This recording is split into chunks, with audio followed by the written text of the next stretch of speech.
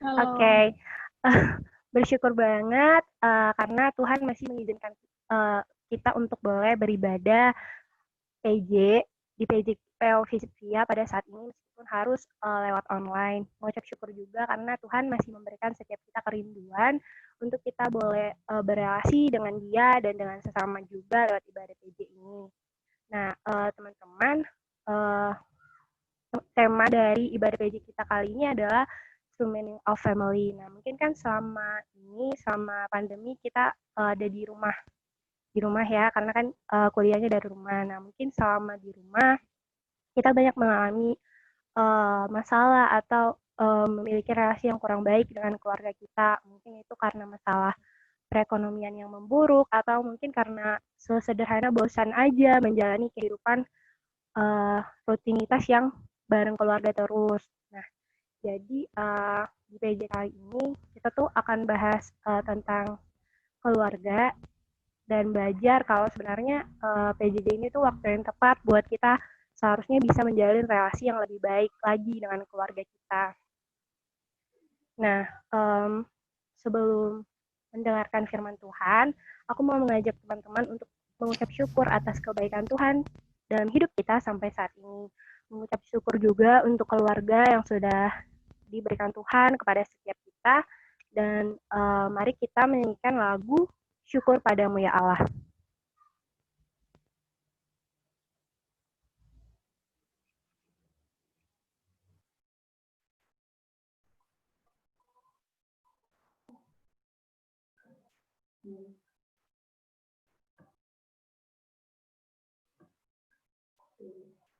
Syukur padamu ya Allah atas segala rahmat-Mu. Syukur atas kecukupan dari kasih-Mu penuh. Syukur atas pekerjaan walau tubuh pun lemah. Syukur atas kasih sayang dari sanak dan teman. Syukur atas bunga mawar harum indah tak terping. Syukur atas awan hitam dan mentari berseri. Syukur atas suka duka yang Kau beri tiap saat. Dan firman-Mu lah pelita agar kami tak sesat. Syukur atas keluarga penuh kasih yang mesra. Syukur atas perhimpunan yang memberi sejahtera. Syukur atas kekuatan kala duka dan kesah. Syukur atas pengharapan kini dan selamanya.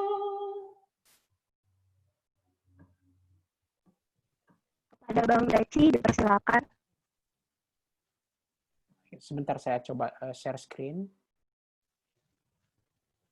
Tolong di disable saya. Di-able. Sekarang disable. Halo?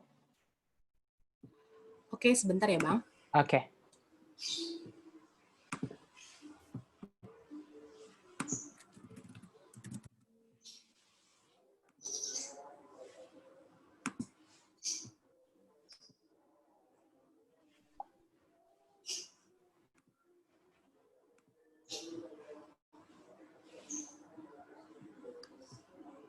Oke, selamat siang teman-teman semua. The True Meaning of Family, seperti tadi MC kita menyampaikan, itu tema kita hari ini. Nah, minggu lalu teman-teman sudah bicara Christian Worldview, bagaimana membangun Christian Worldview dari cerita besar Alkitab, bagaimana sejarah karya penyelamatan, mulai dari dunia diciptakan hingga nanti kita akan mengalami penyempurnaan ketika Kristus datang kedua kali. Kalau nggak salah Bang Alex yang bawain. Dan Christian worldview itu kita bisa aplikasikan di dalam seluruh aspek kehidupan. Teman-teman banyak bertanya, wah nggak ada LGBT di Alkitab, wah nggak ada ini di Alkitab. Semua kita bisa pahami dengan dibangun dengan Christian worldview. Nah, kita coba praktekkan hari ini dengan membangunnya Christian worldview dari sisi keluarga. Nah, ketika bicara keluarga, maka tidak bisa dipisahkan dari awal dari keluarga itu, yaitu pernikahan. Nah, jadi mari kita kembali berdoa sebelum kita mulai perenungan kita pada hari ini. Mari kita berdoa. Kami bersyukur kepadamu ya Allah yang telah menempatkan kami di keluarga. Sesungguhnya keluarga adalah pembentukan Tuhan sendiri bagi kami untuk menikmati Allah.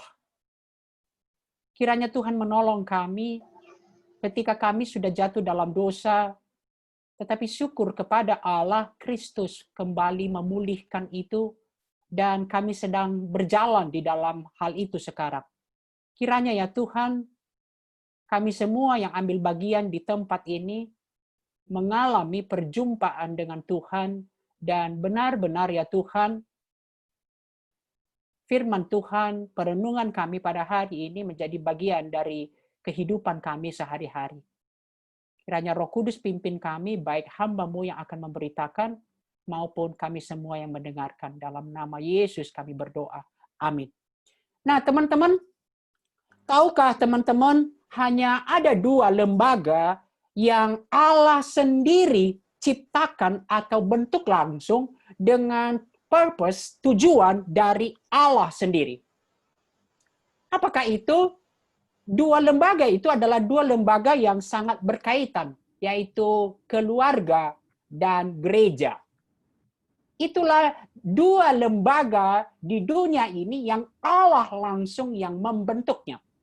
Nah, teman-teman, berarti keluarga pembentukan persekutuan unit yang lebih dari satu pribadi, itulah keluarga. Nanti kita lihat tujuannya. Dan unit keluarga persekutuan yang paling dasar melalui pernikahan yang sah, yang menjadi dasar dari pembentukan umat Allah pada awalnya. Pembentukan umat Allah dimulai dari pembentukan keluarga. Maka bagi kita sekarang di dalam konteks orang-orang yang telah mengalami penebusan Tuhan, keluarga Kristen adalah unit yang paling dasar dalam gereja. Umat Allah dan yaitu tubuh Kristus. Dan teman-teman, kalau kita lihat nanti di Efesus, ilustrasi antara pernikahan dengan suami istri, itulah ilustrasinya Tuhan juga dengan jemaat. Jadi ini 2 lembaga yang tidak bisa dipisahkan. Keluarga, unit yang paling dasar di dalam gereja. Sehingga seorang hamba Tuhan yang sangat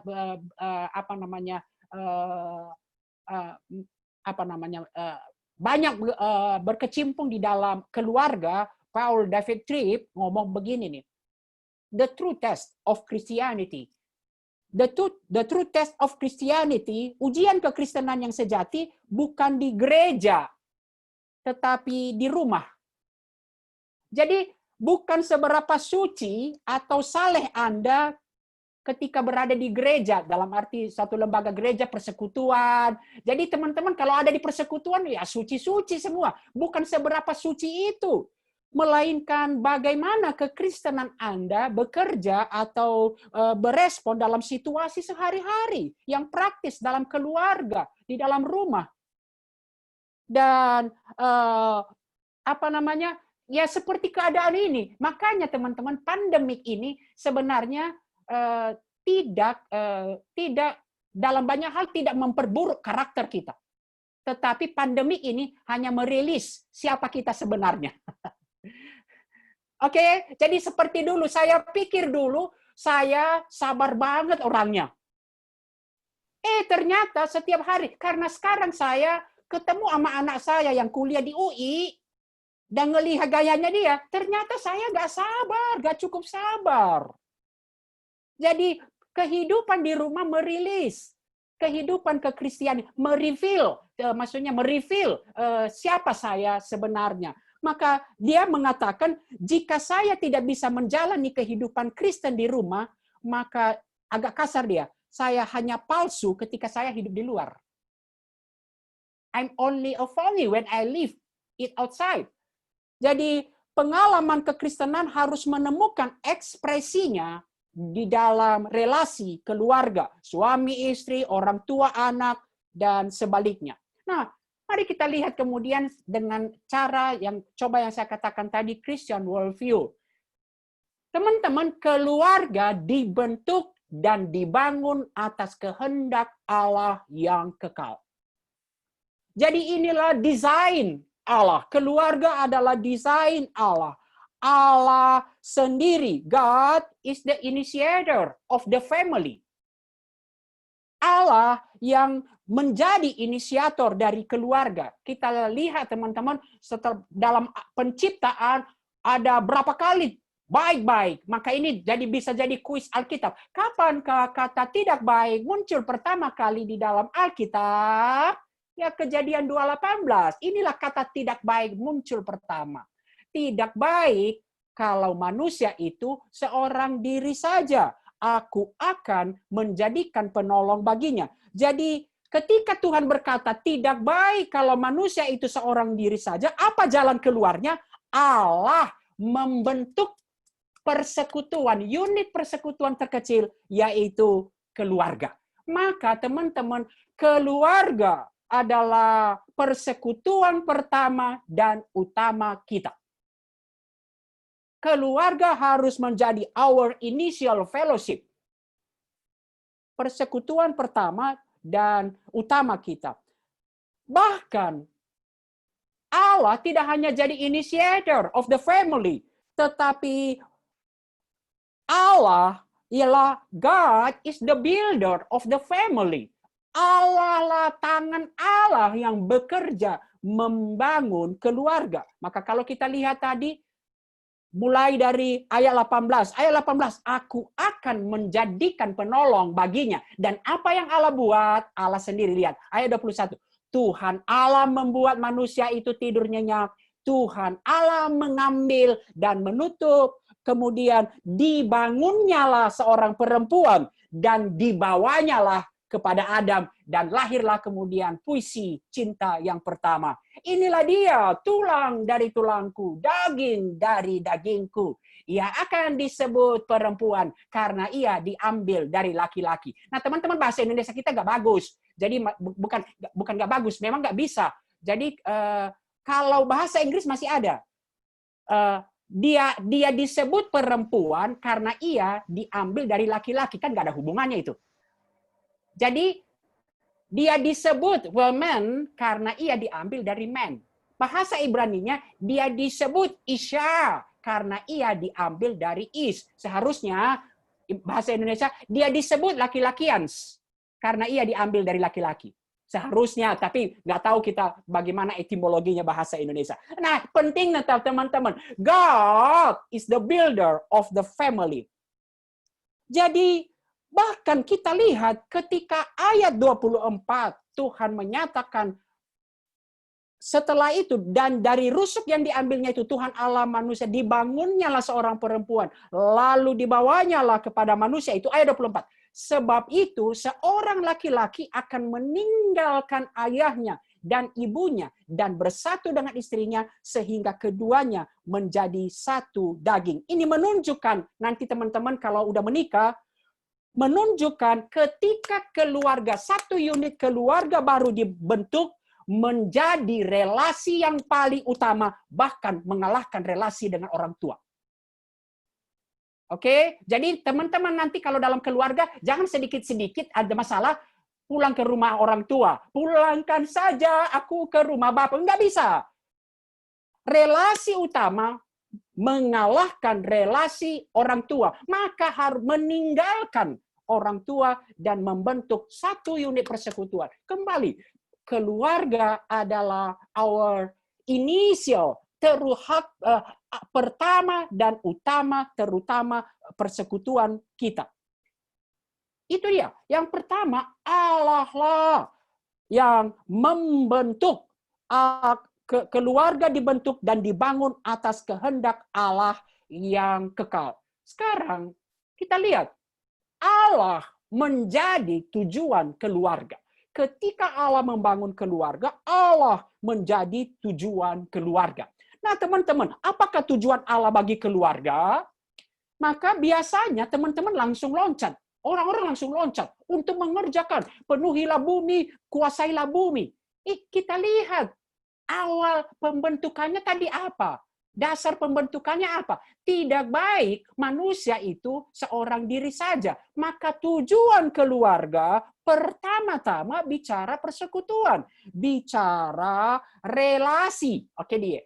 Jadi tujuan pertama keluarga supaya terjadi persekutuan. Koinonia. Jadi itulah tujuan keluarga. Tujuan keluarga koinonia di dalam keluarga sebagai kebutuhan dasar manusia. Itu awal pembentukannya. Kata Allah tidak baik manusia itu seorang diri saja. Maka aku akan membentuk keluarga supaya terpenuhi kemudian tujuan itu. Tetapi teman-teman, sejak dari awal kata koinonia itu, apa sih yang disebut koinonia? Koinonia bukan hanya sekedar kita berada di dalam satu tempat. Kita berada di dalam satu keberadaan atau ngumpul-ngumpul. Koinonia yang dikatakan di koinonia itu adalah Allah ada, hadir, dan memimpin. Itulah koinonia. Demikian juga dengan gereja. Oke, dalam keluarga baru bisa menjadi satu persekutuan. Seperti yang Tuhan inginkan sejak dari awal, Allah hadir. Allah ada, itulah koinonia. Nah, kemudian barulah. Kemudian apa tujuan keluarga? Yang kedua, melalui keluargalah Allah kemudian mengerjakan misi Allah di bumi, mengerjakan rencana Allah di bumi. Itu kita lihat Kejadian 1 ayat 27 dan 28. Allah memberkati mereka, lalu berfirman kepada mereka, beranak cuculah. Ini konteks keluarga. Kenapa keluarga ini dibangun? Tujuannya apa? Supaya memenuhi bumi, menaklukkan bumi, dan berkuasa atas bumi. Jadi keluarga dibentuk untuk pertama menikmati persekutuan sebagai kebutuhan dasar manusia, tetapi juga kemudian dipanggil keluarga, melalui keluarga, itulah sarana paling efektif untuk mengerjakan misi Allah. Nah, inilah desain awal yang Allah tetapkan. Tetapi kejatuhan manusia dalam dosa kemudian telah menyimpangkan itu semua, dan itulah arti dosa. Apa dosa? Hamartia. Hamartia artinya telah menyimpangkan semua target tujuan Allah, semua apa yang Allah tetapkan telah dirusak, telah menyimpang. Dan mari kita lihat. Tadi dua tujuan penting adalah tentang persekutuan atau relasi, dan yang kedua soal bagaimana merespon panggilan Allah untuk berkuasa bagi dunia, bermisi bagi Allah. Dan mari kita lihat Kejadian 3:12. Manusia itu menjawab, perempuan yang kau tempatkan di sisiku itulah, dialah yang memberi dari dan seterusnya. Teman-teman lihat, baru saja keluar puisi cinta yang begitu agung itu. Oke, tapi dosa kemudian semua sirna. Puisi cinta tadi, langsung sekarang dia menyalahkan perempuan. Perempuan ini, walaupun tentu ada ini soal Allah, relasi menjadi rusak. Perempuan ini Tuhan, gara-gara dia. Padahal baru aja puisi cinta pertama. Bukankah ini gambaran umat manusia dalam dosa? Kita begitu manis kalau baru pendekatan. Wah, pendekatan apa? Wah, kalau dalam pendekatan teman-teman kita menunjukkan kekaguman. Wow. Mengapa Allah begitu menciptakan kamu? Wow, begitu ajaib. Tetapi kalau di dalam dosa, terminologinya, kata-katanya masih relatif sama, tapi intonasinya udah berbeda. Gua heran, kok Tuhan bisa ciptain kayak lu? Berbeda. Oke, jadi relasi, kemudian menjadi rusak. Mari kita lihat kemudian teman-teman, inilah yang terjadi. Lihat Kejadian 3:16, hamartia. Nah, saya mau mengajak teman-teman melihat bahasa Indonesia. Karena bahasa Inggris, LIE kita menunjukkan itu engkau akan birahi kepada suamimu dan ia akan berkuasa atasmu. Seolah-olah di situ hanya bicara soal seks. Tetapi bahasa aslinya lebih ditunjukkan oleh NIV. Your desire will be for your husband and he will rule over you. Apa artinya? NIV Bible Study menjelaskan, your desire shall be contrary to husband, but he shall rule over you. Bukankah ini masalah di dalam keluarga? Perempuan pengen menguasai suaminya, tetapi suaminya akan menguasai kamu. Mudah-mudahan kalau saya hadir di depan kalian di fisik, kalian akan lihat ekspresi saya. Teman-teman, ini yang terjadi. Si perempuan akan terus berusaha bagaimana dia akan menguasai desire kepada suaminya. Shall be contrary to husband. Tetapi laki-laki akan menunjukkan power. Bukan lagi perlindungan. Akan menunjukkan kuasa. Shall rule over you. Relasi rusak. Hamartia, dosa telah menghancurkan segala-galanya. Mari kita lihat. Kejadian 4 langsung menunjukkan dalam keluarga. Habel dan Kain mulai muncul kecemburuan dan akhirnya membunuh adiknya. Dosa telah menyimpangkan semua. Bagaimana dengan panggilan untuk memenuhi misi Allah yang tadinya memenuhi misi, bekerja itu memenuhi misi Allah. Kalau lihat Kejadian 1:28, teman-teman ada kalimatnya, Tuhan memberkati mereka. Jadi berkat diberikan dulu, baru disuruh bekerja, disuruh tugas. Jadi tugas bukan untuk cari makan awalnya. Tetapi di dalam dosa, kemudian bekerja menjadi rusak artinya. Karena engkau mendengarkan perkataan istrimu dan memakan dari buah pohon yang telah kuperintah, maka terkutuklah tanah karena engkau. Dengan bersusah payah engkau akan mencari rezekimu dari tanah seumur hidup. Tadinya konteksnya dalam desain awal berkat dan lakukan tugasmu. Tetapi sekarang di dalam susah payah. Manusia akan melihat selalu pekerjaan. Kalau jujur kita, teman-teman kuliah di fisik ngapain? Untuk memenuhi panggilan Tuhan? Yang enggak, untuk nanti cari kerja, cari makan supaya bisa hebat. Benar kan? Jujurlah kita. Nah, inilah di dalam dosa. Jadi di dalam dosa ya semua telah rusak. Oke, teman-teman, saya sedikit agak menunjukkan kepada teman-teman. Jadi kita sudah masuk kepada tahap kedua nih.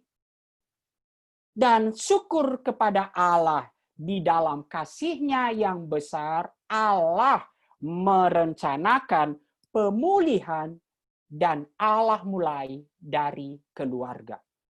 Teman-teman, maka tujuan akhir dari perjuangan pertumbuhan keluarga adalah kembali menjadi seperti desain Allah pada awalnya. Inilah redemption. Jadi redemption bukan bukan hanya pada Kristus puncaknya, betul. Tetapi sudah Allah mulai sejak dari awal. Sejak kejatuhan manusia dalam dosa, Allah sudah mulai dengan memilih keluarga-keluarga. Maka teman-teman, karena manusia dicipta menurut gambar Allah dan ditetapkan sejak dari awal, maka tujuan akhir dari perjuangan pertumbuhan keluarga adalah kembali menjadi seperti gambar Allah. Nah, keluarga menjadi sentral dalam pemulihan ciptaan yang telah jatuh dalam dosa. Teman-teman pernah ada pertanyaan dari saya dari salah satu fakultas di UI, Bang, nggak ada kelompok kecil di di Perjanjian Lama. Siapa bilang? Kelompok kecil seharusnya dimulai dari keluarga. Dari mana kita tahu? Inilah ketika Allah, lihat bayangnya, ketika Allah telah membebaskan, mengeluarkan mereka dari perbudakan Mesir. Dan ini gambaran nanti kita dibebaskan dari perbudakan dosa, perbudakan di Mesir. Kemudian ketika mereka sampai di tanah Kanaan, apa yang Allah katakan kepada mereka? Ulangan 6. Shema, hai Israel. Shema, hai umat Allah. Dengarlah, hai orang Israel. Tuhan Allah kita, Tuhan itu Esa. Kasihilah Tuhan Allahmu. Ini bagian dari pemulihan Allah. Kasihilah Tuhan Allahmu dengan segenap hatimu, dan dengan segenap jiwamu, dan dengan segenap kekuatanmu. Apa yang kuperintahkan kepadamu pada hari ini, haruslah engkau perhatikan. Dan dimulai di mana?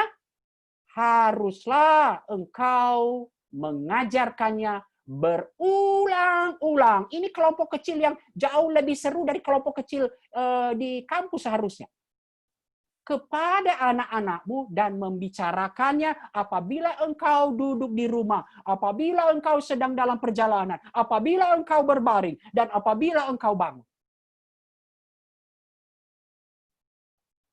Proses pemulihan sudah dimulai dari keluarga. Ajarkanlah berulang-ulang kepada anak-anakmu. Dan membicarakannya apabila engkau duduk di rumah. Dan tentunya, betul, puncaknya adalah redemption yang dilakukan di dalam Kristus. Allah menggenapkan karya keselamatan dengan kelahiran, dan lihat, keluarga kembali dipakai oleh Tuhan. Ini sering kita tidak pernah bahas ini. Bagaimana Yesus Kristus bertumbuh melalui keluarga di Nazaret. Tuhan pakai keluarga. Tuhan pakai ketika Allah berinkarnasi, pemulihan manusia, Allah kembali menggunakan keluarga sebagai bagian dari rencana Allah untuk pemulihan dunia ini, untuk pemulihan kita. Yesus Kristus melalui keluarga Nazaret. Sampai di sini teman-teman, saya mau lihat dulu, mau berhenti dulu, mau melihat aplikasinya bagi kita. Tentu, wah indah banget melihat data di keluarga-keluarga, tapi realita dosa telah masuk, dan itulah realita yang kita alami. Dalam keadaan manusia yang telah jatuh dalam dosa, relasi dan tujuan keluarga telah disimpangkan karena dosa. Inilah realita keluarga, tidak selamanya seindah yang kita bayangkan. Teman-teman, karena kalian masih anak-anak, tentu saya tidak akan bicara hubungan suami istri. Tapi realitanya tidak ada keluarga yang tidak menghadapi permasalahan relasi dan permasalahan hidup lainnya. Catat ini teman-teman. Seringkali anak-anak ya mikir, enak kali kalau di keluarga, kalau lihat temannya, enak banget lu ya sama papa lu, enak kali di keluarga lu ya. Dan kita merasa, paling sial gue, kenapa gue dilahirkan di keluarga gue. Tapi tidak ada teman-teman, catat. Hamba Tuhan siapa yang paling ini? Tidak ada keluarga yang tidak menghadapi permasalahan relasi dalam permasalahan hidup lain. Dan permasalahan hidup lain. Ini realitanya. Mari kita lihat pertentangan anak dan orang tua. Saya kan udah jadi orang tua, jadi saya tahu banget. Ketika anak-anak bertumbuh, khususnya di saat perubahan zaman begitu cepat, banyak orang tua sulit mengikuti perubahan-perubahan yang dialami mereka. Mereka masih menginginkan apa yang mereka perlakukan kepada anak mereka adalah apa yang baik pada masanya, pada zamannya. Rasanya tadi anak masih di dalam pelukan. Kemudian mulai sekolah sampai menjelang remaja, mungkin masih anak yang manis. Kemudian tiba-tiba semuanya berubah. Anak mulai membantah, melawan, melanggar peraturan, merengut, tidak komunikatif, dan seterusnya. Ada banyak wilayah pertentangan. Coba kita di keluarga. Teman-teman, cara berpakaian kita aja kan dikritik terus sama orang tua kita. Jangan pakai itu, Inang, katanya. Masa kau ke gereja pakai itu? Belum tugas-tugas di rumah. soal kencan, soal uang saku. Saya sering ngomong, kamu ya baru baik-baik ya kalau ada maunya. Penggunaan kendaraan. Wah, sampai hal-hal kecil teman-teman. Soal PR, disiplin. Maka muncullah rintangan komunikasi, orang tua, anak, sulit berbicara. Dan apa yang biasa dilakukan teman-teman?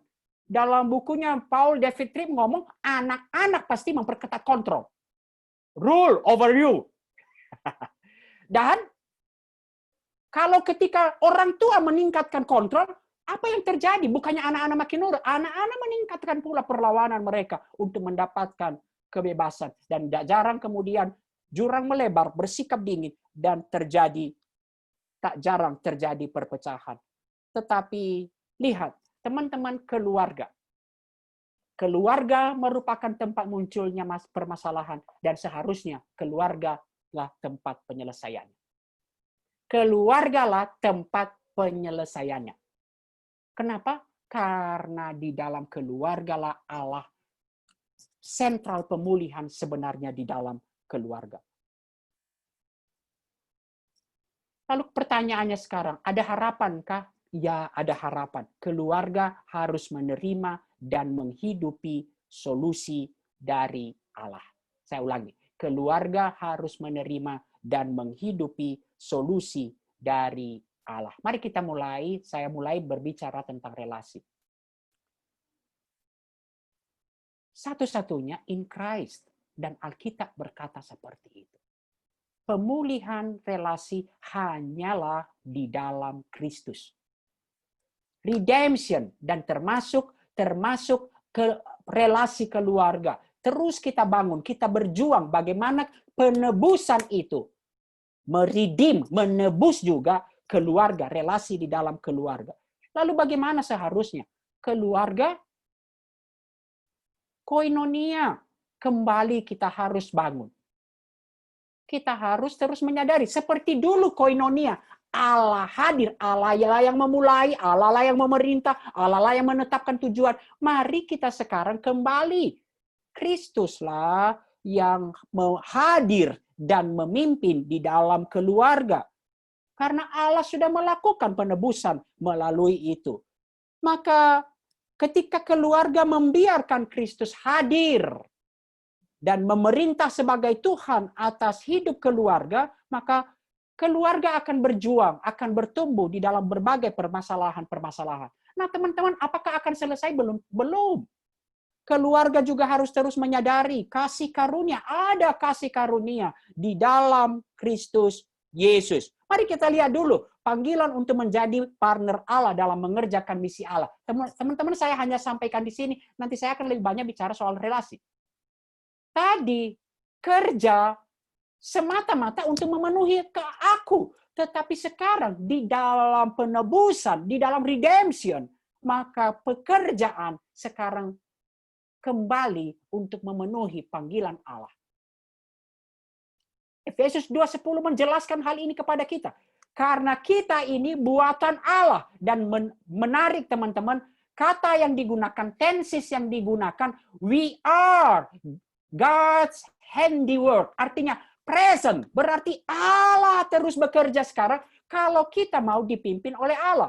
Dan ditebus, diciptakan dalam Kristus Yesus untuk apa? Untuk melakukan pekerjaan baik yang dipersiapkan Allah sebelumnya. Ia mau supaya kita hidup di dalamnya. Ini worldview kita harus berubah. Bekerja bukan lagi semata-mata untuk memenuhi kehidupan saya.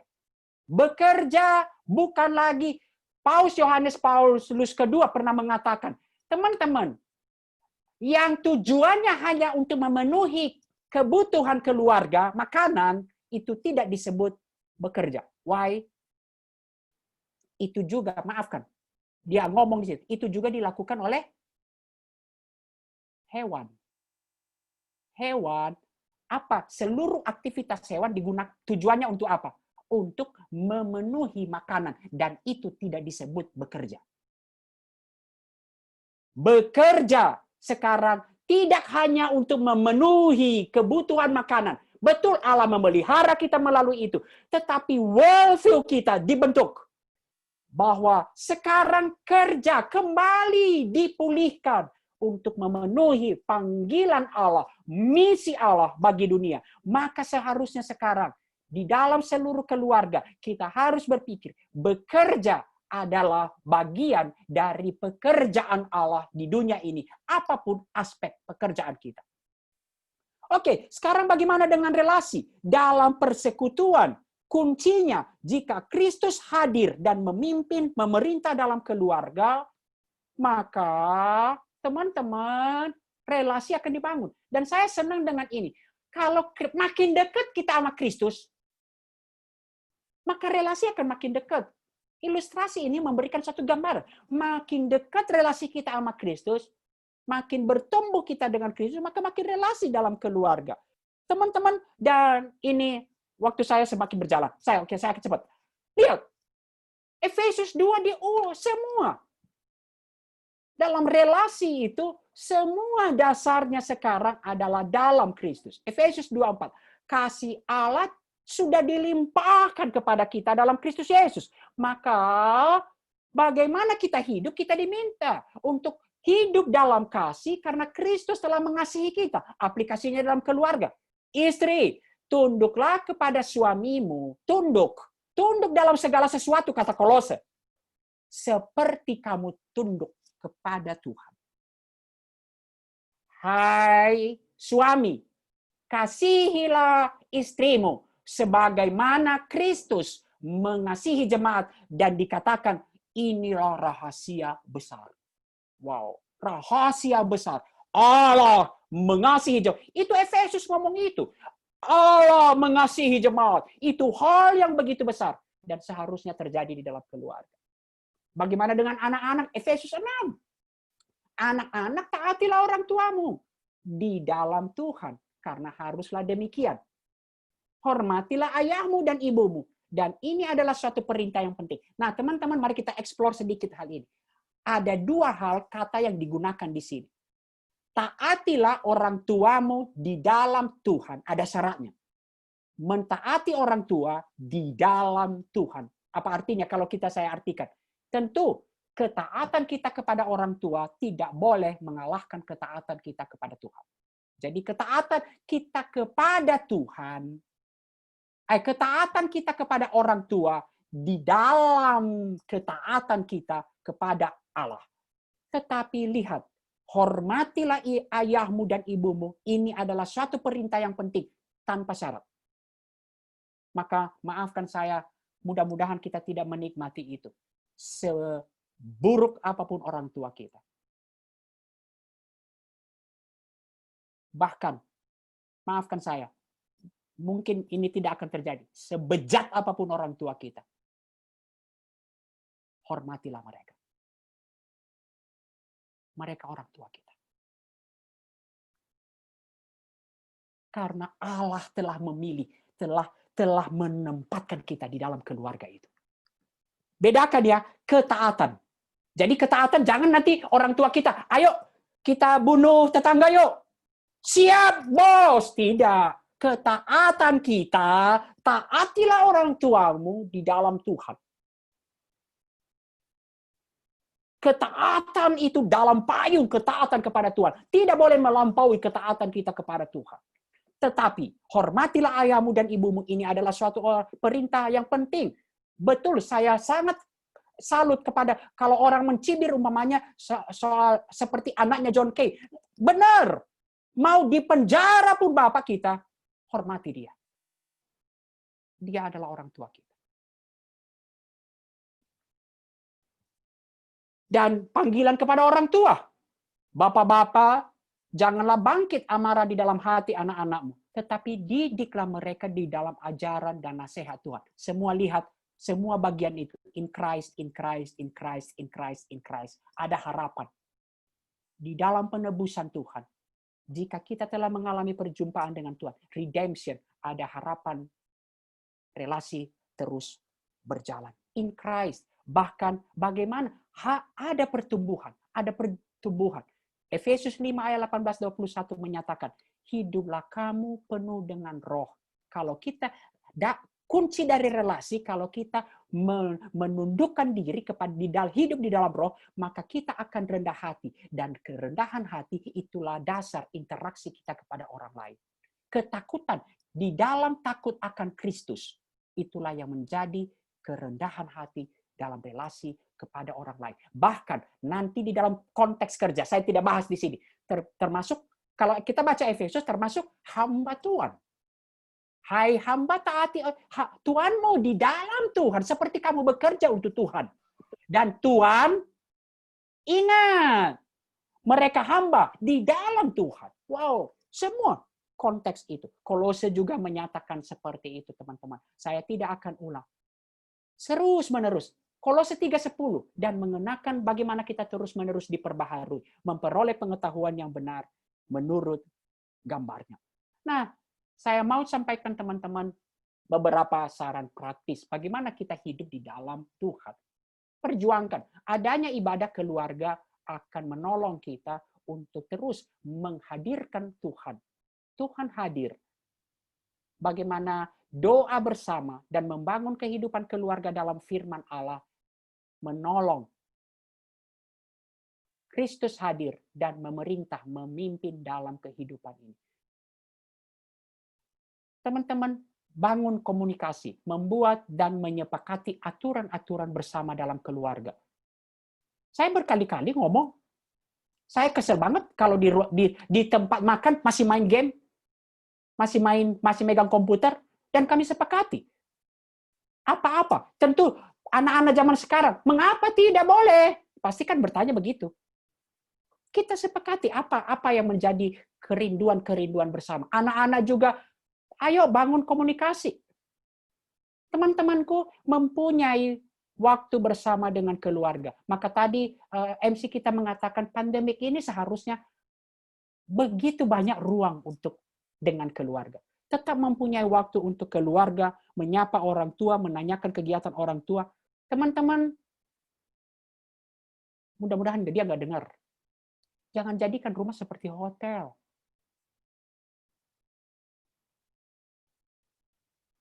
Kadang-kadang kita para pengurus ya, saya tahu teman-teman capek. Tapi kita datang dalam kecapekan kita langsung masuk kamar.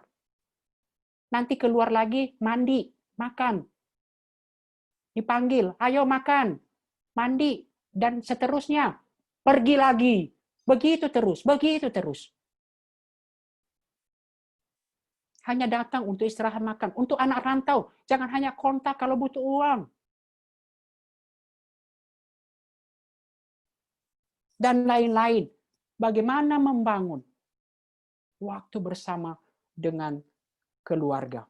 Pertanyaannya sekarang, teman-teman itu hal-hal yang ideal. Bagaimana kalau keluarga saya tidak dengan tujuan yang sama? Bagaimana kalau ada papa mama saya tidak mungkin belum hidup dalam Tuhan?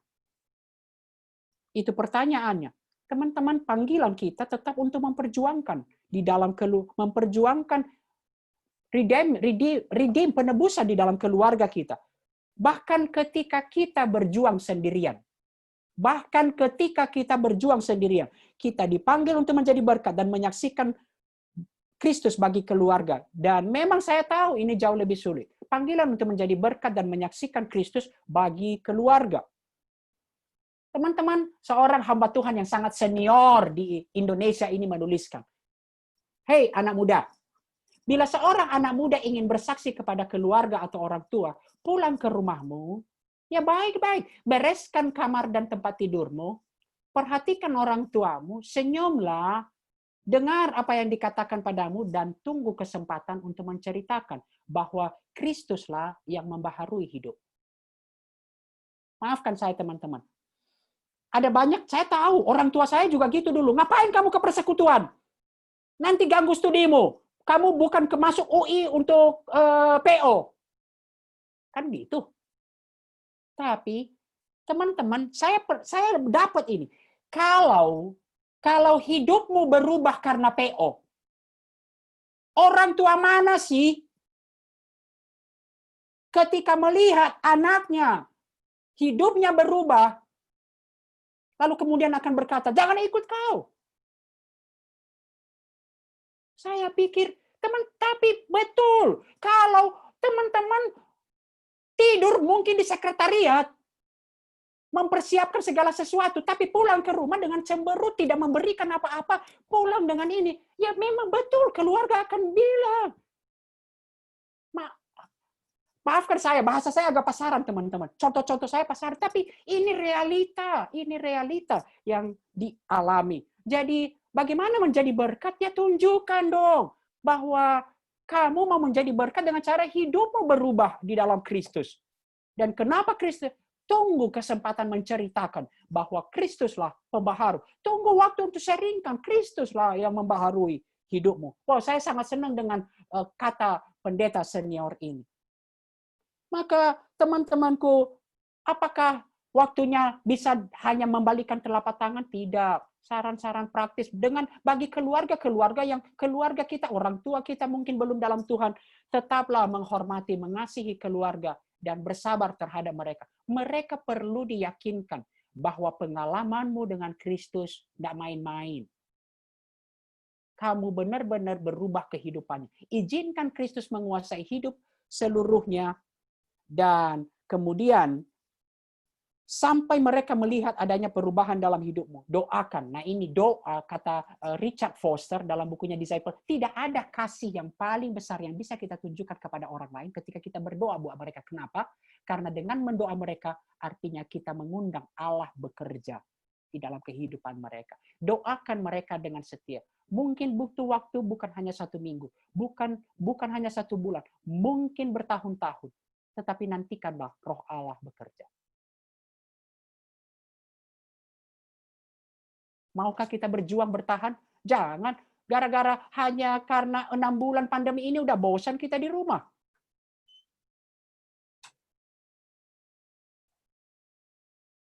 Tentu ada kebosanan. Kita kan bukan ini yang sudah ini. Tapi ketika kembali kita diingatkan bagaimana ini kita kembali memperjuangkannya.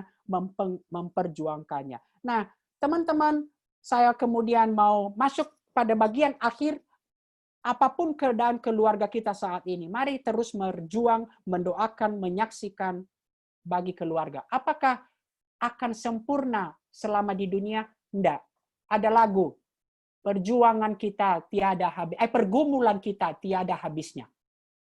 Pergumulan kita tiada habisnya termasuk dalam keluarga. Jadi sekarang belum sempurna. Tetapi mari terus merindukan. Ya, ini kuncinya. Mari terus merindukan keluarga kita bertumbuh dalam Kristus di dalam pengharapan eskatologis. Nah ini dia. Oke. Teman-teman, tidak enak sekarang keluargaku susah, berjuang, bosan, apa. Mari terus berjuang melakukannya di dalam pengharapan eskatologis. Bahwa nanti akan disempurnakan. Mari merindukan itu, bahwa suatu saat semua akan disempurnakan. Tentu Alkitab mengatakan nanti kita tidak di sana, nggak ada lagi rumah kita ini keluarga si Tri, ini keluarga si Angel, nggak ada lagi di sana. Karena di Alkitab mengatakan nggak ada lagi kawin mengawinkan di sana. Tetapi kita akan menikmati relasi bersama. Lihat tadi, keluarga adalah unit pembentukan tubuh gereja, tubuh Kristus. Dan nanti kita akan menikmati bersama seluruh keluarga Allah, menikmati relasi kekal dengan Allah. Dan ini dia. Teman-teman, semua akan disempurnakan. Maka bertahan, berjuang, sesulit apapun di dalam keluarga kita. Nanti kita akan melihat bahwa Yesus akan menjadi kita, umat Allah, anggota keluarga akan menjadi pengantin perempuan yang berdandan untuk sang suami, yaitu Yesus Kristus. Dan kita akan menikmati relasi ini. Mereka akan menjadi umatnya. Artinya kita semua akan menjadi umatnya. Dan ia akan menjadi Allah kita. Dan kemudian di bagian ini, aku akan menjadi Allahnya. Dan ia akan menjadi anakku. Wow, indah sekali. Relasi kekal. Maka mari berjuang di dalam pengharapan eskatologis. Dan soal bagaimana kita bekerja, semua pekerjaan kita sekarang dipanggil untuk memuliakan Allah. Dan nanti kita semua belum sempurna. nanti akan disempurnakan. Di dalam pengharapan eskatologis. Mari berjuang di dalam pengharapan eskatologis. Bahwa nanti di sana kita semua yang kita lakukan. Saya nggak tahu apa nanti yang kita lakukan. Tetapi bagi Dia yang duduk di atas tahta dan Anak Domba adalah puji-pujian dan hormat dan kemuliaan dan kuasa sampai selama-lamanya. To glorify God forever. To enjoy God and to glorify God forever. Terakhir banget nih. Ini aplikasinya bagi kalian kan dari tadi terus anak. Sekarang saya mau nantang kalian. Saya serius ini teman-teman. Dalam kasih karunia Tuhan, mari mulai merencanakan, membentuk, dan membangun keluarga. Doakan mulai dari sekarang. Bagaimana membangun keluarga. Jangan tunggu sampai sempurna. Teman-teman, berkeluarga itu proses membangun cinta terus-menerus. Sampai nanti di dalam keluarga pun, ada banyak orang yang bilang, nanti saya mau dengan pasangan, nanti baru berkeluarga kalau sudah baik. Tidak ada itu. Bahkan ya, di dalam keluarga kamu akan nanti makin menemukan borok-boroknya. Jadi, doakan ini. Who is the right one? Nggak ada. The right one is yang Tuhan berikan bagi kita. Bukan the perfect one. Kalau the perfect one, bisa sampai ini kita. Jadi, mari mendoakan mulai dari sekarang. Menemukan pasangan yang mencari dahulu kerajaan Allah tidak akan hilang dalam situasi yang sesulit sekalipun. Yang bertahan selama bertahun-tahun, bahkan puluhan tahun. Akan teguh hati menjalani kehidupan bersama sampai maut memisahkan. Teman-teman, di dalam keluarga ada banyak hal yang kita tidak bisa lakukan. Tidak bisa robah. Teman-teman, saya sama istri saya, sama anak-anak saya, wah karakternya beda-beda banget. Tapi mari kita kemudian berjuang. Ada satu kunci yang kita lakukan di dalam relasi dan bagaimana merindukan perubahan di dalam keluarga kita. Merubah apa yang dapat diperbaharui. Jadi kita sepakati hal-hal yang baik dapat diperbaharui. Tapi menerima apa yang tidak dapat diubah. Teman-teman, maafkan saya. Istri saya emang udah begitu kira-kira ya. Saya kan nggak mau memperjelas. Anak saya yang emang udah begitu, ya saya harus terima, berdamai. Tetapi hal-hal yang masih bisa kita rubah. Mari kita perjuangkan. Ini kunci di dalam keluarga. Supaya kita tidak saling menuntut. Merubah apa yang dapat diperbaharui. Dan menerima apa yang tidak dapat diubah. Dengan pengharapan eskatologis bahwa nanti akan disempurnakan pada akhirnya. Saya akan akhiri kemudian teman-teman. Tuhan menempatkan kita di dalam satu keluarga. Mari bersyukur untuk keluarga kita. Mari membangun relasi, kasih dalam keluarga, dan bertumbuh bersama akan selalu menjadi hal yang indah. Ini yang saya katakan tadi teman-teman. Keluarga, suka atau tidak suka, adalah gift dari Tuhan buat kita. You don't choose your family. They are God's gift to you, as you are to them. Saya rindu teman-teman, mari kita mulai cara pandang kita terhadap keluarga. Jangan lagi memimpikan, wah enak banget kali kalau di keluarga sana. Enak banget kalau bapak gua kayak sana. Tidak. Tuhan telah menempatkan kita di dalam keluarga. Maka mari berjuang. Mereka menjadi hadiah bagi kita. Berkat kasih karunia, cara Allah mengasihi kita. Dan kita adalah cara Allah mengasihi mereka. Kiranya Tuhan memberkati. Mari kita berdoa. Ya Tuhan, kami bersyukur untuk kebenaran firman Tuhan pada hari ini secara khusus, bagaimana kami melihat keluarga. Ajar kami ya Tuhan melihat, mensyukuri dan melihat keluarga kami masing-masing dalam terang kebenaran firman Tuhan. Bahwa kami saat ini sedang berjuang di dalam penebusan untuk memulihkan keluarga kami, maka di dalam satu pengharapan eskatologis ya Tuhan, bahwa nanti kami semua akan menikmati kesempurnaan. Tolong kami ya Tuhan, untuk terus berjuang di dalam kasih, membangun keluarga, sehingga kami bersama-sama bertumbuh di dalam Tuhan, Jadikan kami anak-anak cara Tuhan mengasihi seluruh keluarga kami. Dan jikanya kami berharap merindukan mendoakan, keluarga kami pun adalah cara Tuhan mengasihi kami. Di dalam nama Yesus kami berdoa. Amin. Oke, saya kembalikan kepada MC.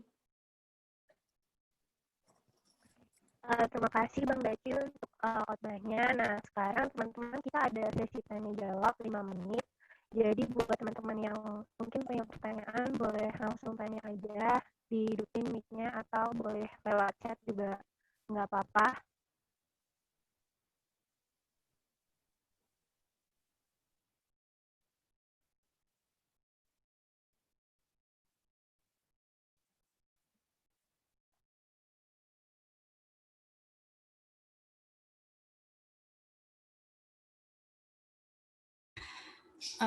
Bang Daci mau nanya nih Bang, aku Tri. Oke, tadi sebenarnya mau ngulangin pertanyaan Stephen. Tadi waktu khotbah Abang ada sebutkan apa tadi? Inkarnasi. Nah, mungkin teman-teman ada yang nggak tahu Bang istilah inkarnasi itu. Oke. Inkarnasi itu adalah singkatnya aja sama teman-teman nanti baca Yohanes 1 ayat 14 dan firman itu. Oke, dan firman itu coba. Yohanes 1 ayat 14. Dan firman itu telah menjadi manusia dan tinggal di antara kita. Jadi inkarnasi itu adalah Allah, itu singkatnya Allah ketika mengambil rupa, kalau istilah Filipi, mengambil rupa menjadi manusia. Itulah artinya inkarnasi. Oke. Oke, thank you Bang Niko. Ya.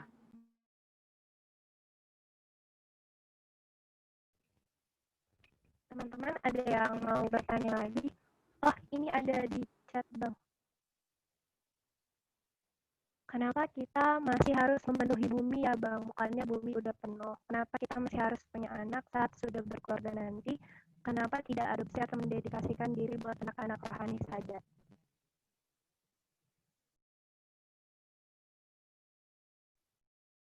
Ya, jadi mau dikatakan bumi sudah penuh juga belum. Masih. Tapi gini nih, teman-teman, inilah prokreasi, artinya untuk menghasilkan anak adalah panggilan untuk di dalam keluarga. Dan panggilan di dalam keluarga untuk prokreasi itu adalah untuk kembali nanti menghasilkan umat Allah. Menghasilkan anak-anak yang akan merajakan Allah. Itulah awalnya. Di dalam konteks kalau bicara cerita besar Alkitab, worldview, cerita besar Alkitab, maka menghasilkan umat Allah yang merajakan Allah.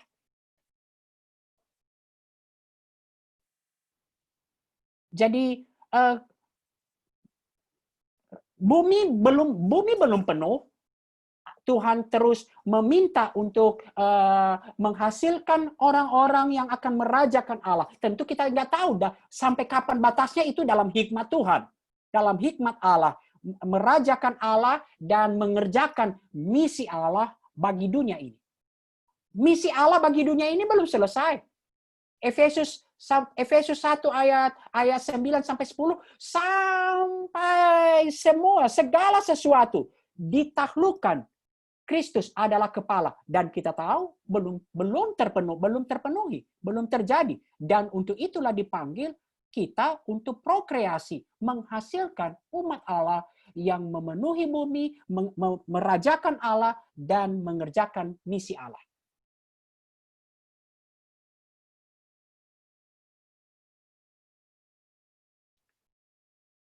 Bagaimana nemuin aktivitas yang kira-kira bisa cocok untuk quality time setelah saudara udah pada besar, sibuk dan jarang punya waktu bersama. Nah, teman-teman, seperti saya katakan tadi, kalau saudara bersaudara sudah berkeluarga, oke, sudah berkeluarga, maka keluarganya menjadi relasi yang utama.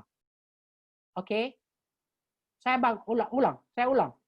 Jadi kita tidak bisa yang disebut keluarga dalam konteks seperti ini selalu, tentu mereka masih saudara kita, saya mengatakan tinggalkan, tapi selalu ketika seseorang membentuk satu keluarga baru, maka itu menjadi relasi yang utama, mengalahkan semua relasi sebelumnya, relasi saudara, kakak adik, dan relasi orang tua. Oke, jadi wajar kalau keluarga-keluarga sudah apa istilahnya, sudah berkeluarga. Nah, tetapi kalau belum berkeluarga, maka konteksnya masih di dalam satu keluarga, maka kita harus berjuang untuk quality time. Dan saya pikir teman-teman mungkin lebih kreatif ya. Nanti teman-teman diskusikan lah ya bagaimana quality time yang paling baik. Nanti kalau saya sekalian bilang, pasti Bang Diko bilang quality time-nya PA. Enggak, bercanda. Teman-teman lihat nih, salah satu buku yang bagus, spiritually, emotion, siapa tuh namanya, Peter Scazzero. Salah satu quality time yang terbaik adalah bermain. Oke, bermain. Jadi perlu emotionally healthy spirituality, bermain dan rekreasi. Nah, tetapi orang-orang Kristen sering melihat, kemudian masalahnya adalah bermain di dalam keluarga, kemudian sering kalah-kalahan, menang atau apa. Itu kita tidak menemukan, padahal bermain itu adalah bagian dari quality time yang paling baik. Jadi salah satu yang saya minta ya, ambil waktu untuk bermain. Rekreasi. Jadi konteksnya, kenapa teman-teman, saya juga kemarin ngomong sama pengurus, di dalam relasi kita, selalu relasi kita itu relasi tugas. Makanya miskin sekali. Nah, di dalam keluarga juga, anak-anak saya bayangin ya, ini mudah-mudahan dia nggak dengar. Kami hanya 4 orang, cuci piring aja dibagi, teman-teman. Ini piringnya itu jumlahnya dibagi, ampun deh, saya bilang. Ini benar-benar semua relasi di dalam keluarga, relasi tugas. Relasi tugas. Padahal piringnya enggak sebanyak apa, itu aja dibagi. Nanti kamu cuci dulu piringmu, bagian kamu, bagian ini. Waduh. Nah, bangun quality time. Teman-teman bisa mengambil yang lain. Quality time di dalam buku itu bisa dikatakan devosi bersama, kemudian bermain bersama, dan beberapa hal yang bisa teman-teman lakukan. Oke. Terus ini ada lagi dari Roy Neil. Bisa diulangi lagi penjelasan tentang pengharapan eskatologis tadi nggak, Kak? Tadi terputus-putus. Jadi pengharapan eskatologis itu maksudnya kita sekarang terus berjuang ketika setelah jatuh dalam dosa, teman-teman, Allah menebus. Kristus telah menebus kita, dan kita sekarang terus berjalan, bertumbuh di dalam penebusan itu untuk memulihkan relasi. Demikian juga kita di dalam karakter kita semakin bertumbuh. Ketika karakter kita semakin bertumbuh, relasi semakin bertumbuh. Demikian bagaimana mengerjakan misi Allah, kita terus diperbaharui. Seperti kata 2 Korintus 3 atau berapa gitu, coba nanti terus diperbaharui oleh Roh Kudus di dalam kemuliaan yang semakin besar. Nah, tetapi kita harus tahu faktanya bahwa tidak mungkin kita terus masih di dalam pergumulan. kita tidak akan bisa sempurna selama masih di dunia ini. Kapan kita bisa sempurna? Nanti pada saat Kristus datang kedua kali. Itulah yang disebut consummation, penyempurnaan segala sesuatu.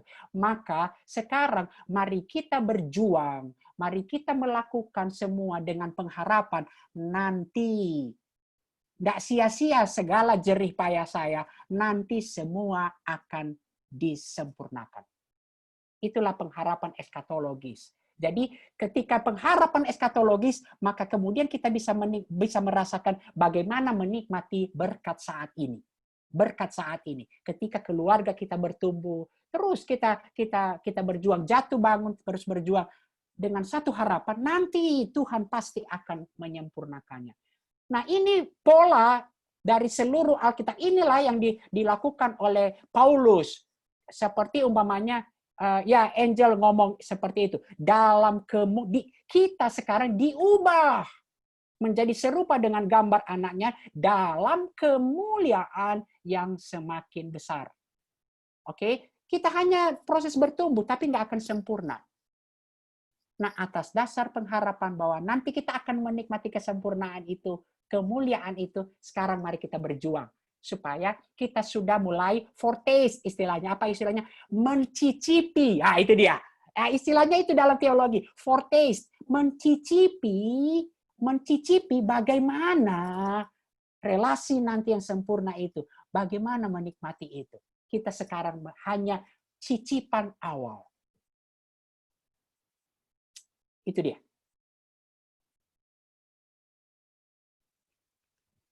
Oke Bang, terima kasih untuk jawabannya. Karena keterbatasan waktu, sesi tanya jawabnya kita akhiri sampai di sini ya teman-teman. Sekali lagi makasih buat khotbahnya Bang Daci. Biar kiranya lewat khotbah ini kita semua boleh punya cara pandang yang baru, yang mungkin tadinya udah mungkin merasa beban karena di rumah terus, harus bareng keluarga terus, gak bisa keluar. Tapi justru kita mungkin boleh semakin bersyukur sama keadaan ini karena kita punya banyak waktu untuk berrelasi dengan keluarga kita masing-masing. Semoga kiranya kita boleh semakin belajar untuk mengasihi keluarga kita, menjadi berkat buat keluarga kita di rumah. Nah, teman-teman, sekarang kita akan mendengarkan warta. Kepada Flo, dipersilakan. Oke, shalom teman-teman, terima kasih Elisa. Kali ini aku akan membacakan warta. Pertama-tama akan membacakan pelayan minggu ini, yaitu ada MC-nya Elisa dari KOM 18, Arin Krim 18 sebagai singer, Angel KOM 17 sebagai slider, Jeremy KOM 17 sebagai pendua syafaat, dan Florencia dari Sosiologi 2018 sebagai syafaat. Untuk kemuliaan nama Tuhan, mari kita tuliskan terima kasih di kolom chat, atau teman-teman bisa kasih reaction jempol. Next.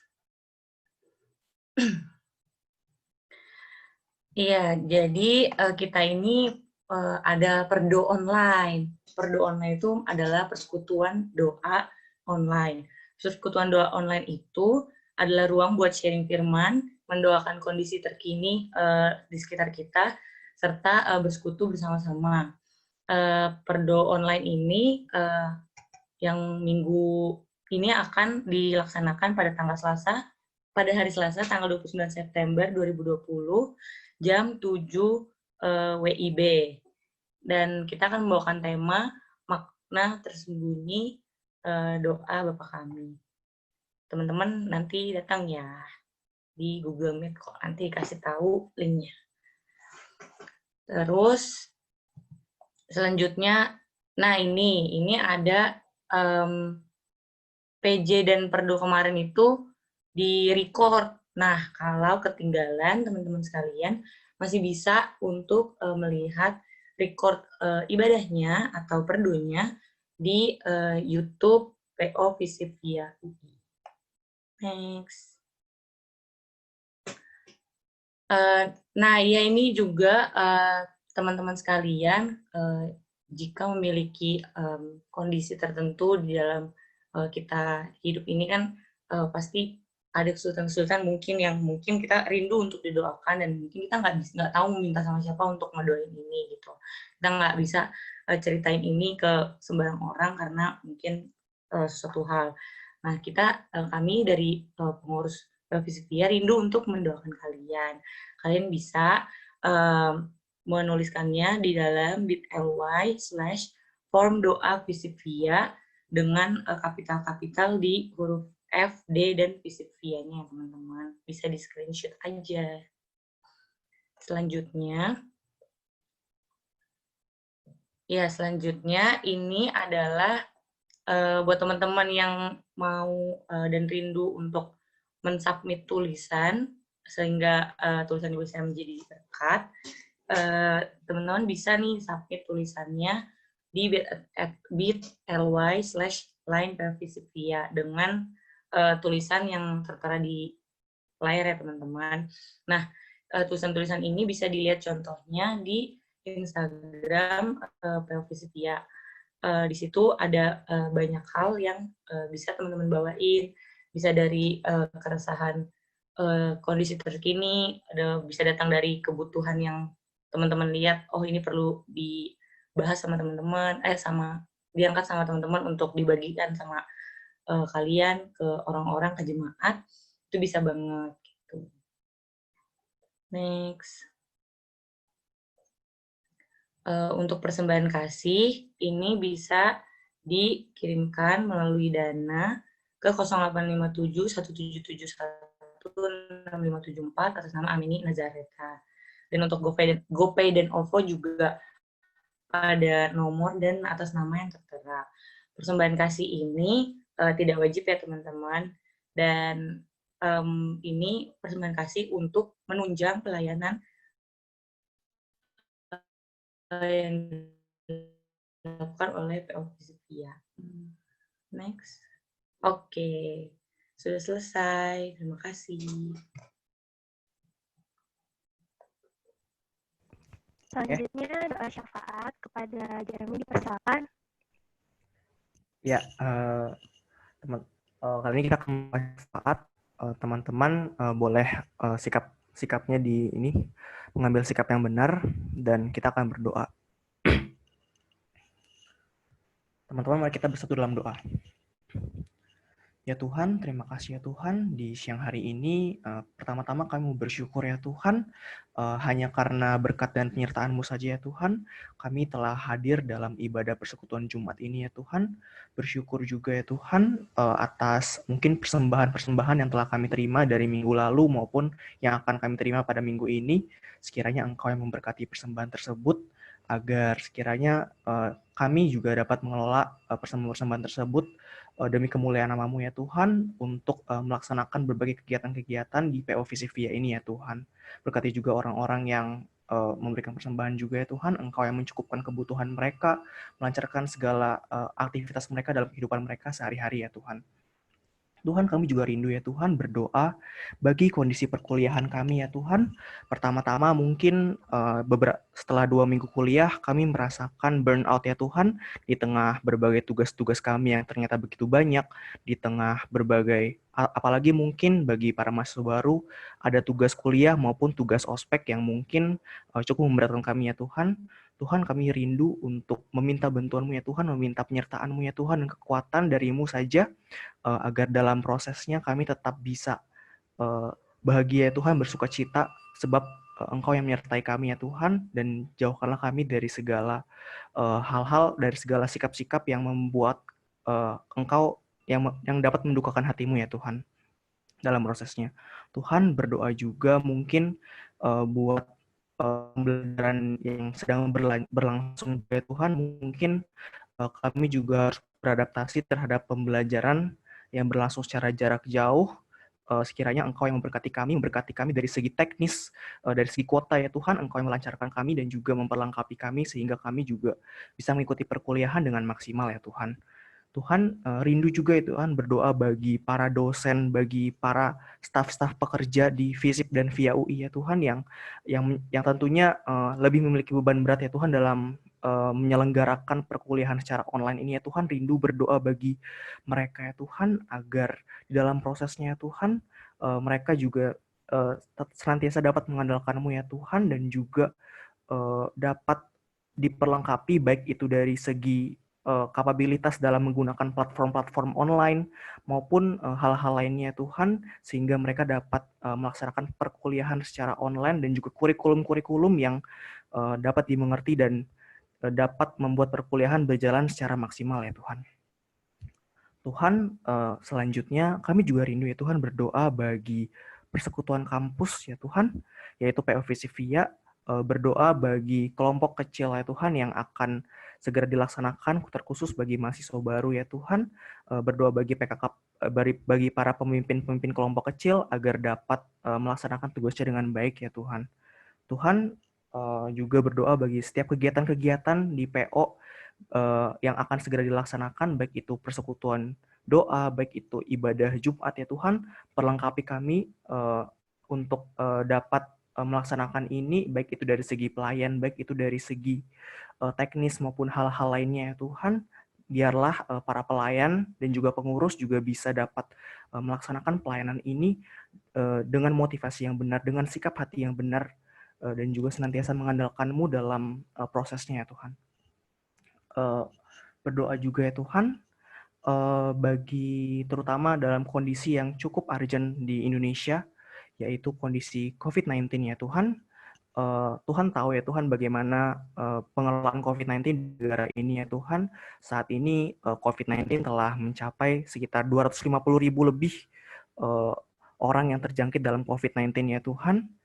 Kami rindu untuk berdoa bagi para garda terdepan, yaitu para tenaga kesehatan ya Tuhan, di mana mayoritas dari mereka berdasarkan survei telah mengalami burnout dan juga stres berlebihan dan juga kehilangan rasa empatinya akibat mungkin beban kerja yang begitu banyak ya Tuhan, dan juga mungkin di antara mereka ada yang merupakan keluarga kami ya Tuhan. Kami rindu untuk mendoakan para tenaga kesehatan agar kiranya mereka tetap diberikan kekuatan, tetap diberikan penghiburan melalui berbagai cara ya Tuhan, entah itu melalui teman-teman mereka, melalui keluarga mereka ya Tuhan, sekiranya Engkau yang memberikan mereka penghiburan. Tuhan, kami juga rindu ya Tuhan berdoa bagi garda belakang petugas COVID-19 ya Tuhan, yaitu para polisi, para penegak keamanan, maupun mungkin kemarin juga sempat kami mendengarkan yaitu para penggali kubur ya Tuhan, yang dimana semakin banyak orang yang harus meninggal akibat COVID-19 ini ya Tuhan, yang juga tentunya menambah pekerjaan bagi para penggali kubur, di mana lahan-lahan yang harus digali semakin banyak, di mana ini kiranya Tuhan yang membantu mereka, Tuhan yang memberikan mereka penghiburan juga kekuatan agar sekiranya mereka tetap bisa menjalankan tugasnya Tuhan dan memuliakan nama-Mu. Tuhan, kami juga rindu ya Tuhan berdoa bagi diri kami masing-masing ya Tuhan, sekiranya Engkau yang memberkati kami, Engkau yang memberikan kami hikmat agar dalam COVID-19 ini kami juga dapat mematuhi protokol-protokol yang telah pemerintah berikan dalam mencegah COVID-19 ini ya Tuhan.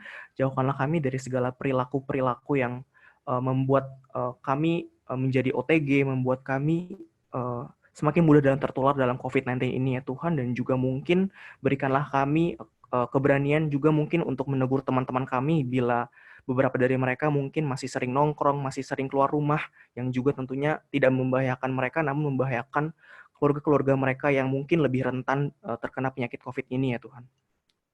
Inilah doa kami ya Tuhan, selebihnya Engkau yang tahu apa yang kami butuhkan, dan kami ingin menyerahkan segala kehidupan kami dari segala sisi ke dalam tangan-Mu saja. Inilah doa kami di dalam nama Tuhan Yesus Kristus. Haleluya, amin.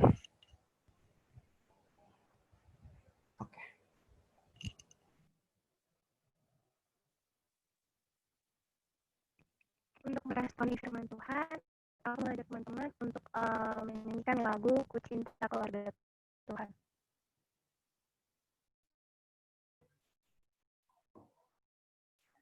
Ku cinta keluarga Tuhan, terjalin mesra sekali. Semua saling mengasihi, betapa senangku menjadi keluarganya Tuhan.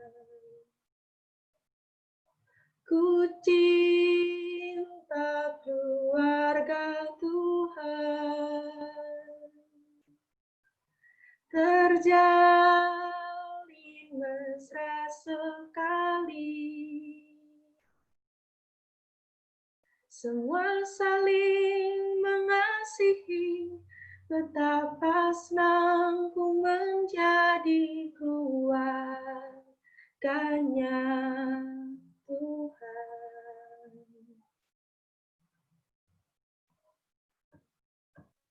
Kepada Bang Daci, persilakan untuk menutup ibadah PJ ini dalam doa. Mari kita berdoa. Seperti yang kami nyanyikan ya Tuhan, inilah kerinduan dan komitmen hati kami. Kami ingin ya Tuhan mencintai keluarga kami. Kami ingin bersyukur untuk keluarga kami ya Tuhan, bahkan termasuk ketika keadaan keluarga kami belum saling mengasihi. Ajar kami ya Tuhan untuk terus belajar mengasihi keluarga kami. Di dalam Tuhan kami satu punya keyakinan bahwa penebusan Kristus juga ya Tuhan memulihkan keluarga kami. Maka kami ya Tuhan, biarkan kami anak-anak-Mu yang telah belajar, telah mengalami perjumpaan dengan Tuhan juga berjuang, mendoakan bagaimana keluarga kami ya Tuhan juga bisa mengalami Tuhan, sehingga benar-benar Tuhan hadir dan memimpin keluarga kami. Dan seperti nyanyian kami pada akhirnya bisa mencicipi ya Tuhan, apa arti keluarga yang saling mengasihi, keluarga yang bersama-sama merespon panggilan Tuhan, misi Tuhan bagi kami. Terima kasih ya Tuhan. Dalam nama Yesus kami berdoa. Amin.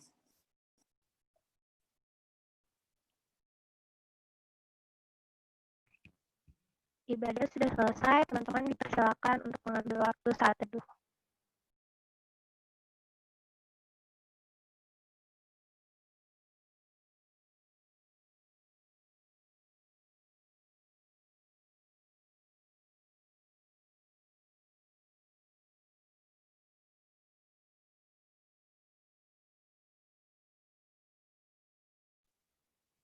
Selamat hari Jumat, teman-teman.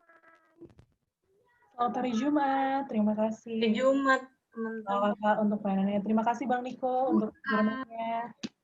Ya, sama-sama. Terima kasih Ya, semua. sebelum kita live, kita boleh foto bareng dulu ya.